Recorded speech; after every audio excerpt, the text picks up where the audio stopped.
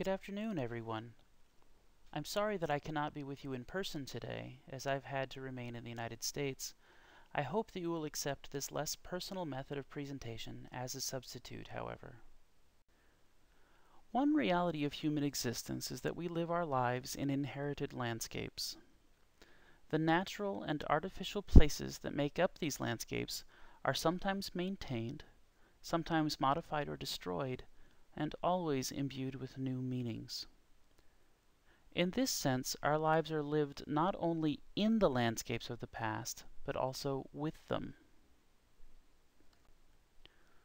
We make sense of these inherited landscapes through narration, placing their elements, with newly built features, into a continuously transforming system of meanings. Tim Ingold has drawn our attention to this phenomenon, and Keith Basso has provided brilliant examples from his fieldwork among the Western Apache, demonstrating the importance of place naming and storytelling to people's experiences of landscape. Many landscape archaeologists are already familiar with the degree to which archaeological sites become incorporated into local folk myths and legends. One of the most celebrated European examples of this phenomenon is Newgrange, a large Neolithic passage tomb on the River Boyne in County Meath, Ireland. The presence of human and animal remains at this site, coupled with its unique celestial alignment, no doubt convinced later occupants of this landscape that Newgrange was a special place. From the medieval period onward, Newgrange was said to be the dwelling place of the Celtic god Aengus, a god of love, youth, and poetic inspiration, and the son of Boann, goddess of the River Boyne. Similar myths exist for sites throughout this landscape. In fact, the British Isles are full of places where archaeology and folklore overlap. Consider, for example, the Glastonbury Tor in Somerset, southwestern England. Occupied since the Neolithic period and later used as a cult site, the Tor has become associated with Avalon, the Celtic Isle of Apples. As such, it is thought to be the final resting place of King Arthur, who was carried off to the Isle of Apples by his half-sister Morgan Le Fay at the moment of his death. Of course, the association between archaeological sites and local folklore is by no means unique to the British Isles.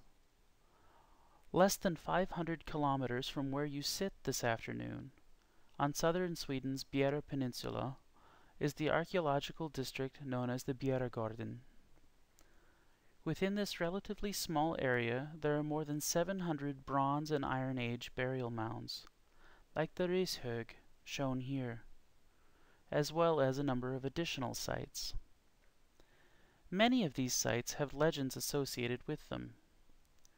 For example, Elna Mortenshög, in the northeastern corner of this satellite image, is said to be the dwelling place of trolls. As a child, I was fascinated by stories of pagan gods, fairies, and trolls.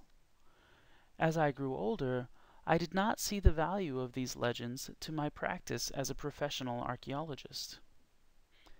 This changed, however, when in 2002 I was introduced to this site, the Tumulus of La Revive. This Hallstatt burial mound is located just a few kilometers from my field headquarters in southern Burgundy. To anyone familiar with the tumuli of the Bronze and Iron Ages, the Tumulus of La Revive appears average for a mound of its size. Climbing the mound, however, or approaching it from the south, one finds that it is actually rather remarkable. Deeply incised into its core is a hole, several meters long, several meters wide, and several meters deep. In fact, the original monument has been reduced to a kind of earthen ring that nonetheless allows us to estimate its original size. The story of this hole is rather complicated. Most recently, it has been expanded not only by erosion, but by the research of amateur and professional archaeologists. And here I have to admit my own complicity. Before that, digging in the mound seems to have been a regular pastime for the local teenagers, many of whom are now grandfathers in their 80s. But local legend tells of how the hole originally came to be in the mound. As one of my neighbors explains, it was probably the 1870s, just after the war. A group of peasants took their tools into the forest with the intention of digging into the mound. People said that there was treasure buried there. After digging for a time, they had gotten quite far. Then they heard something. A fire serpent appeared in the sky, flying directly at them from the top of Mont Dardon, the hill fort that overlooks the site. They ran in fear from the forest, leaving behind their tools and the hole that they had cut into the mound. They were so scared that it took them more than a month to come back and recover their tools. They never refilled the hole. Local people call the fire serpent that these men saw La Revive. The tumulus of La Revive is one of about 160 known tumuli in the valleys of the Arroux and Somme rivers, both of which drain into the Loire. The mounds are spread over 80 sites. Together with other protohistoric mounds and a number of remarkable geological features, these sites have provided the inspiration for a rich corpus of place-based mythology. Like Newgrange, Glastonbury Tor, and the Bierregorden, the protohistoric sites of southern Burgundy play host to a wide variety of supernatural creatures. These legendary denizens include several kinds of fairy, phantoms, ghosts, and revenants, and what's called the wild hunt. More to the point, given our focus today on human-animal relations, these sites are associated with a pair of myth cycles that bring humans and animals into intimate contact. The first cycle, which includes the revive of which my neighbors speak, is the legend of the Vouivre. The second cycle is the story of the werewolf and of the wolf leader. The Vouivre is a fantastical serpent that figures into myths throughout eastern France and northern Italy. In describing this beast, stories tell of everything from a very large snake, like the Milanese bissa shown here, the device of the Visconti and Sforza noble houses, to a series of hybrid forms. These forms incorporate the body parts of other animals, most often wings, as in this image of the Vivre of Couche, one of the best-known Vivre of southern Burgundy. Every 20 years, since 1888, the residents of Couche hold a festival to commemorate their victory over the Vivre in 1328. That beast was enchanted and led into a massive oven by a local wizard, who, unfortunately for him, the villagers burned along with the Vivre. The hybrid Vivre also sometimes incorporates human elements, as in this postcard of the Vivre of Montbeuvray. Along with the Vivre of Couche, this version of the serpent is probably the best-known Vivre of southern Burgundy. It is associated with a rock outcrop at the summit of Montbeuvray, within the inner rampart of the hill fort of Bibracht. According to legend, once a year the Vivre of Montbeuvray exposes a treasure that she has hidden within the rock. The quick-thinking person who sprinkles breadcrumbs over the treasure is entitled to take away whatever has been touched by the bread. This postcard reveals two classic features of the Vivre cycle. First, the beast is often depicted bearing a jewel, part of its treasure. Occasionally, this jewel is attached to the tip of the serpent's tail, but generally it is worn on the head. The jewel may even be the beast's eye. When the Vivre comes to a stream or pond to bathe, it lays the jewel down beside the water. If a person dares, he or she might steal the jewel at that moment and become quite rich. But this wealth comes with a curse, and the person is often hunted to an early death by the vouivre and the snakes over whom it has dominion. The second classic feature revealed by this postcard is the gender of the vouivre. It, or rather she, is almost always gendered female. This half-woman, half-serpent form recalls another character of French folklore, Mélusine, who is herself at the center of a gendered myth cycle, one that is being studied currently by Jane Burns, Sylvia's colleague in the Department of Women's Studies at our university. Though rare, the vouivre may appear in the form of a woman accompanied by snakes. This is how Marcel Aimé chose to portray the vouivre in his 1941 novel of the same name. Aimé's vouivre is a nymph, a symbol of the other world, and perhaps even the last holdover of the ancient Celtic goddesses that all vouivres seem to reference. Though Aimé describes her as almost androgynous, she is nonetheless alluring, and seduces the young protagonist of the novel. As might be expected, however, their affair is doomed to fail, as are all legendary affairs between the mortal and the otherworldly.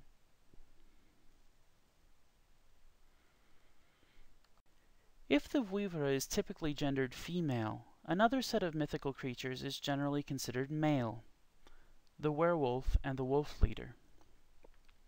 These two figures appear in folklore throughout France, especially in isolated upland areas like the Massif Central or the Morvan uplands that form the western margin of my project area. In order to understand the place occupied by the werewolf in the French imagination, it is perhaps important to understand France's long and generally violent relationship with the wolf. In 2007, natural historian Jean-Marc Morisseau published his Histoire du Méchant Loup, summarizing 3,000 wolf attacks from the 1400s until the 1930s, when the last wolf in France was officially killed. Morisseau suggests that the number of actual attacks during this period was likely in excess of 10,000. The overwhelming picture that emerges from Morisseau's work is that the traditional life of the French peasant was marked by contact with wolves, often to the detriment of one or the other. Quite understandably, this led to fear and a kind of fascination. We can sense this fear and fascination in the story of Little Red Riding Hood, formalized in central France during the late 17th or early 18th centuries. And we can observe this fear in the historical record. The story of the Bête du Gévaudan, a beast or beasts who hunted the southern reaches of the Massif Central during the 1760s, is an intriguing study, both in localized fear and in the budding power of the international print media to spread this fear throughout Europe. Indeed, given the popularity of films like Brotherhood of the Wolf, and the number of books that have been written about the Gévaudan case, including a 2010 volume by a University of North Carolina history professor, it is fair to say that the media of the mid-1760s spread this story and its attendant fear not only throughout Europe, but also across centuries. Several prominent naturalists of the day, including the Burgundian Comte de Buffon, suggested the beast was anything from a hyena, to a lion, to a panther. It now seems most likely that the beast was a wolf or wolves moving about the region. Certainly this theory existed even in the 1760s, though it was also suggested that the wolf hunting the isolated hills of southern France was not entirely natural. The French werewolf, or loup-garou, unlike the werewolves of the Anglophone world, does not suffer from a malady or curse. Rather, it is assumed to be a sorcerer who has chosen to transform, and who may have been given this power by the devil. Thus, at several periods and in several places, most notably in the early 16th century in northern Burgundy and the Franche-Comté, werewolf hunting became tied up with witch hunting, and several people were put to death for both crimes. Though historically there were cases in which women were accused of being werewolves and even put to death, werewolves are most often thought of as male. Even the sexed images of the Bête du Gévaudan portray a male beast. This description is perhaps related to the notion that women and children are the preferred prey of the werewolf, as portrayed in these woodcuts. Incidentally, women and children constitute the overwhelming majority of the casualties, both in Morisot's natural history and in the record of the Gévaudan attacks. In addition to this victimology, legend suggests that werewolves can ravage their victims without having to remove the victim's clothing, a capacity reported both for the Bête du Gévaudan as well as for a number of real-world French serial killers, and one that seems to be linked in the popular imagination to a particularly male sexual perversion. Just as the vouivre assumes a non-hybridized form in Aimé's novel, the werewolf has a non-hybridized counterpart in the form of the meneur de loup, or wolf leader. This is a sorcerer who assembles a pack of wolves and then sends them off to do no good. He himself may then change into a wolf to join the pack. The legends mention that the wolf leader may call the pack to meet atop mounds, like the tumuli that I study. This may be the perversion of a similar practice by Burgundian shepherds, who hold seasonal feasts atop the same mounds. While any of the fantastical creatures that inhabit the tumuli of southern Burgundy might be individually gendered male or female, I would like to suggest that, as a class, these creatures are marked as queer. Remember that, according to David Halpern, queer is whatever is at odds with the normal, the legitimate, the dominant. Queer demarcates not a positivity, but a positionality vis-à-vis the normative. As demonstrated by the vouivre and the werewolf myth cycles, these creatures are placed at odds with the normal by their otherworldliness, by their unusual size or characteristics, and by their hybridity. I would like to suggest that their queerness is not only isolated to the creatures themselves, but also to the sites that they occupy. These sites, and perhaps even the forests that surround them, thus become what I call queer places. Queer places are set apart from the activities of everyday life. They are generally avoided or approached with the utmost caution lest the visitor offend the inhabitants of the site. Those who go to queer places often are a society's edge dwellers, people distrusted by their neighbors, such as witches, or held in high regard, as are beneficial sorcerers. Their actions at the queer place are often prescribed in advance by the folklore of the place. More than an interesting proposition in the philosophy of landscape, I submit that queer places might be valuable to the archaeologist. It is clear from the Burgundian folklore that the assumed presence of supernatural creatures at queer places may have led to the preservation of these sites. Further, if one were to know the ritual acts prescribed for particular types of queer place, it might be possible to explain certain phenomena that we find when we excavate these sites. Thus, the written and oral traditions of queer places might be used by the archaeologist, and focused survey efforts on those places once designated queer might have significant potential to reveal new and better preserved archaeological sites. By way of tantalizing anecdote, we have actually found this to be true in our home commune in Burgundy, where the examination of another vouivre site has revealed the presence of a previously unknown Gallo-Roman settlement. The bottom line is that we might be wise to seek more truth in the tales of old wives. This work is the culmination of my graduate research, and I owe many debts of gratitude. I would like to thank Nona and Kristen especially for their considerable work on our behalf over the past year. Thank you both. Should you have any questions or comments, please feel free to contact me at the address I have listed here. Thank you for your kind attention.